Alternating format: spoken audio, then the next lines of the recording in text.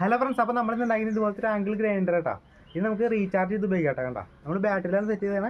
അപ്പോൾ നമുക്ക് ഇതെങ്ങനെ ഉണ്ടാക്കണം എന്നൊക്കെ നമുക്ക് നേരെ വീട്ടിലേക്കാം. ഇങ്ങനത്തെ ഒരു PVC വൈപ്പർ അതിൻ്റെ മുകളിൽ ഇങ്ങനെ കറവാക്കി എടുക്കുക. അതിനായിട്ട് ഒരു സ്വിച്ച് ഇങ്ങനെ പിടിപ്പിച്ചാണ്ട് അതിനകത്തേക്ക് അതിൻ്റെ ഒരു വയർ നമ്മൾ മുകളിലോട്ട് ഒരു വയർ താഴ്ത്തോട്ട് എടുത്തിട്ടുണ്ട്. അതിൻ്റെ വേറെ നീളത്തിലുള്ള വയർ എടുത്തിട്ട് ആ വയർ നമ്മൾ ഈ മുകളിലത്തെ ഈ ഹോളിക്കോർ എടുത്തിട്ട് നമ്മൾ നേരെ അടിയിലേക്ക് ഇങ്ങനെ എടുക്കാം. ഇതിപ്പോൾ ഇങ്ങനെ എടുത്തിട്ടുണ്ട്. അതിൻ്റെ ഒരു 12 വോൾട്ടിൻ്റെ ഒരു വലിയ മോട്ടർ എടുത്തിട്ടുണ്ട്. അതിങ്ങനെ ആ മോട്ടർ നമ്മൾ നേരെ ഈ കർവ് പോലെ എടുക്കില്ലേ അവിടേക്ക് നമ്മൾ ഇങ്ങനെ വെച്ച് ടൈ ചെയ്ത് കൊടുക്കുക. ഇത് കണ്ടോ, ഇപ്പോൾ ടൈ ചെയ്ത് കൊടുത്തിട്ടുണ്ട്.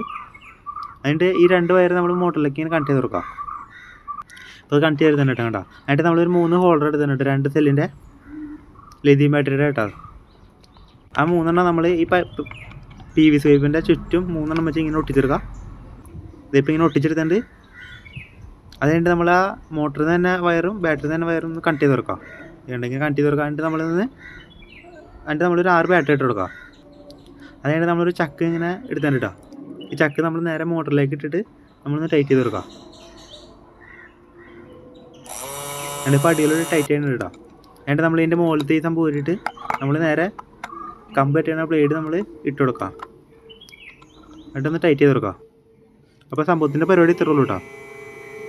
നമുക്കിന്ന് കട്ട് ചെയ്തേക്കാം. നമ്മളൊരു അത്യാവശ്യം കട്ടിയുള്ള ഒരു അച്ചറുകളായിട്ട് എടുത്താണ്. അതൊക്കെ നമുക്ക് ഈസി ആയിട്ട് കട്ട് ചെയ്യാം കേട്ടോ. കണ്ടിങ്ങനെ